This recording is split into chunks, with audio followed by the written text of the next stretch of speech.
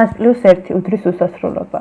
რებუცი, რომელიც ქალბატონმა ქეთი სესიაშვილმა შემოგვთავაზა, სინამდვილეში პრეს-პრემიერის დაბადება არსებობის, 9 წლიანი ტაიმაუტის პრესკავკასიაჩით გარდასახვის და მისი შემდგომი მოღვაწეობის ისტორიაა, თუმცა არც ისე შორიწარსულიდან.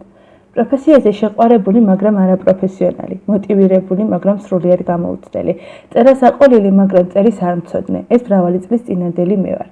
რედაქციის შენობას ძლივს მივაგენი, 1-10 დავრეკე, გზა კარგად ამიხსენით მეთქი, მერე კარზე დაკაკუნება ძლივს გავბედე და ასე გავუბედავად შევაბიჯე ოთახშიც.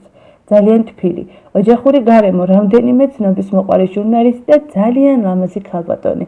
ეს პრეს-პრემიერის რედაქცია და რედკოლეგია იყო. მახსოვს პირველი დავალებაც და პირველი რესპონდენტიც. ნოდა გრიგალაშვილთან გამაგზავნეს, წინასწარ მომზადებული კითხვებით. ბავშვობიდანვე არ მიყვარდა შპარგალკა და ვერც მაშინ გამოვიყენე, მაგრამ მაინც მორჩილად წავიხე. მითხრას არაფერი შეცვალო, რუბრიკა გვაქვს ასეთი, მონტაჟის გარეშე. და როგორც ისაუბრებს, ზუსტად უსე უნდა განმათავსოთო. 40 წუთიანი ინტერვიუ სიტყვა-სიტყვით გადმოვიტანე ფურცელზე, მაშინ ხელით ვწერდით. დაახლოებით 10 თაბახის ფურცელი იქნებოდა გაშიფრული სახით, სიტყვების უაზრო რახარუხი, დაულაგებელი წინადადებები, წერტილმძიმის ამოსუნთქვა ამოხლის, ჩაფიქრება გაღიმების ჩათვლით დაწერილი. არაფერი უთქვამს.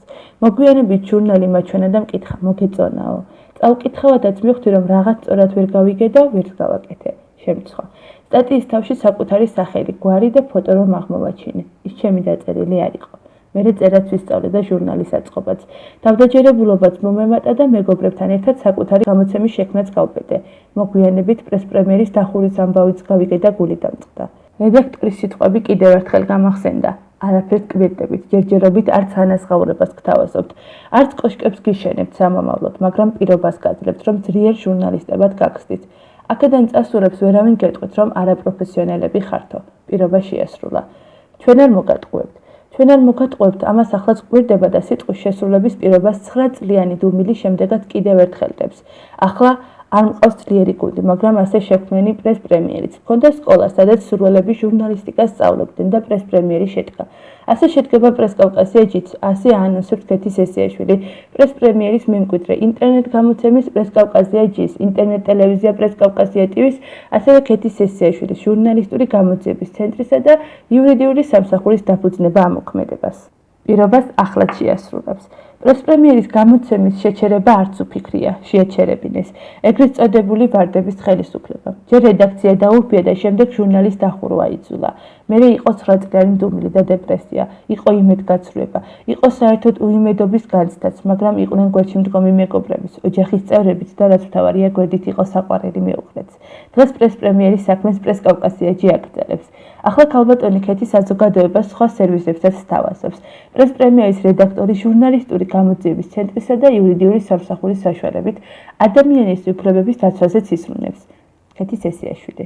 ეს სამსახურების გაფუძნებულია არასამთავრობო ორგანიზაციასთან ჟურნალისტები და იურისტები დემოკრატიისა და ადამიანების უფლებებისა. მოგახსენებთ, რომ ჩვენი ორგანიზაცია არ მუშაობს გრანტებით.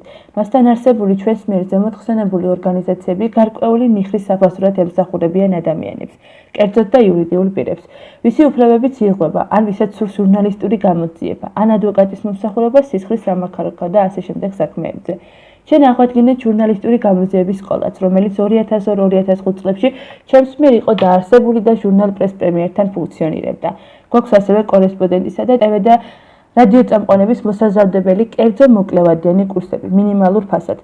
ვაპირებთ აღვადგინოთ პრეს-პრემიერის. ვფიქრობ, ამ განზრახვას სისრულეში უახლოეს ხანებში მოვიყვანთ. მანამდე კი პრეზენტაცია შედგა.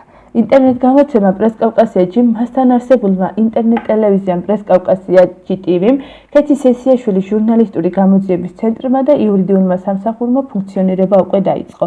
ღონისძიება სადღესასწაულო ცენტრ Happy Lounge-ში გაიმართა. ტორტიც გაიჭრა, სითბოც დატრიალდა, მადლობების და კეთილის სურვილების კორიანტელიც დადგა. გაჩნდა ახალი გეგმები, ახალი იდეები, ახალი ინიციატივები, ახალი იმედები და განახლებული წარსულის მომავალში. ძველი და უცვლელი მხოლოდ ქეთი სესიაშვილის პირობა დარჩა. ჩვენ არ მოგატყუებთ. პოსტსკრიპტუმის ნაცვლად მინდა საზოგადოებამ იცოდეს, რომ სახელწოდება 9+1 პეკატივს, ანუ პრეს კავკასიას, უფრო სწორად პეკატივის მთავარი რედაქტორის, ჟურნალისტ ქეთი სესიაშვილის სათაური დაიბადა, როგორც უკვე შეიტყვეთ 2014 წლის 25 ნოემბერს, პრეს კავკასიის პრეზენტაციის დღეს. ამაზე ყურადღებას იმიტომ ამახვილებს, რომ ცნობილი 200 სერიანი დოკუმენტური ფილმის სახელწოდებაც ავტორი ქეთი სესიაშვილთან შეუთანხმებლად ავტორის ნებართვის გარეშე მიითვისეს.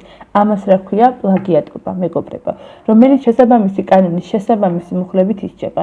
ჩვენ ამის თაობაზე დიდი ხანია ვდაობთ, მაგრამ საქართველოს არქიპოს ეთურს, ანუ შპს ქარფურს, საქართველოს ფლობელს და მისი დამქაშებს, ან მის კეთილნებას ვინ აჯობებს.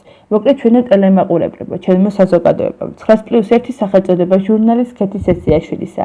იმედია ადრე თუ გვიან სამართალი იზეიმებს. ამის თაობაზე შეგეძლიათ ფაქტები მოიდიოთ ინტერნეტში, დასტურად იმისა, რომ რაც ვთქვი აბსოლუტური სიმართლეა.